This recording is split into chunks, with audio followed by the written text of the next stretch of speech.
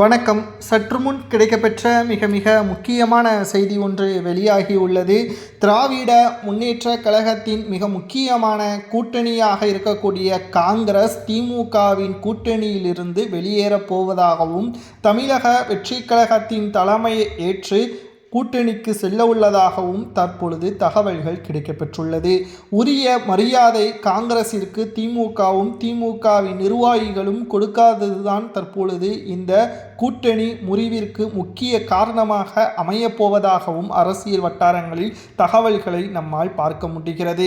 சரி, திமுகவுடன் கூட்டணியாக இருக்கின்ற காங்கிரஸ் கூட்டணியிலிருந்து வெளியேறினால் திமுகவிற்கு வெற்றி வாய்ப்பு அதிகரிக்குமா அல்லது குறையுமா என்பதை பார்க்கும் பொழுது நிச்சயம் திமுக தனித்துவிடப்படும் என்ற தகவல் தான் தற்பொழுது கிடைக்கப்பெற்றுள்ளது.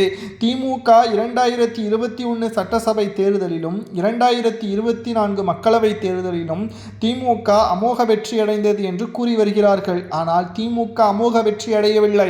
2021 சட்டசபை தேர்தலில் வெறும் 3.5% வித்தியாசத்தில் தான் திமுக வெற்றியடைந்தது. அதேபோல் அதிமுக பாஜக கூட்டணியாக பிரிந்து கிடந்து செயல்பட்டதன் காரணமாகத்தான் 5000, 3000, 2000 ஓட்டுக்கள் வித்தியாசத்தில் ஒவ்வொரு தொகுதிகளிலும் திமுக கூட்டணி வெற்றியடைந்தது. ஆனால் இப்பொழுது காங்கிரஸ் கூட்டணியிலிருந்து வெளியேறினால் நிச்சயம் 2011ஆம் ஆண்டு திமுகவின் நிலைமை நாம் சொல்ல வேண்டிய அவசியம் இருக்காது. எதிர்க்கட்சி அந்தஸ்தை திமுக இழந்ததல்லவா, அதே நிலைமை 2026லும் நடக்கும். நிச்சயம் இது திராவிட முன்னேற்ற கழகத்திற்கு மிகப்பெரிய ஒரு சிக்கலையும் தோல்வியையும் ஏற்படுத்தும். ஆனால் உதயநிதி அவர்களோ திமுக கூட்டணி இல்லாமலே தனித்து போட்டியிட்டாலே மிகப்பெரிய ஒரு வெற்றியை ஏற்படுத்தும் என்று கூறி வருகிறார். அது நிச்சயம் தவறானது. ஏனென்றால் உதயநிதி அவர்களது அரசியல் வாழ்க்கை என்பது சொற்ப ஆண்டுகள் தான். அதிலும் குறுகிய காலத்திலேயே துணை முதல்வர் இடத்திற்கு வந்துவிட்டார். துரைமுருகனோ, KN நேரு, பொன்முடி இவர்கள் கருணாநிதியின் காலத்திலிருந்து இருப்பவர்கள். ஆனாலும் இப்பொழுதும் கூட அவர்களுக்கு மக்களிடம் எப்படி பேச வேண்டும், எப்படி அணுகுமுறை செய்ய வேண்டும் என்பது கூட தெரியவில்லை.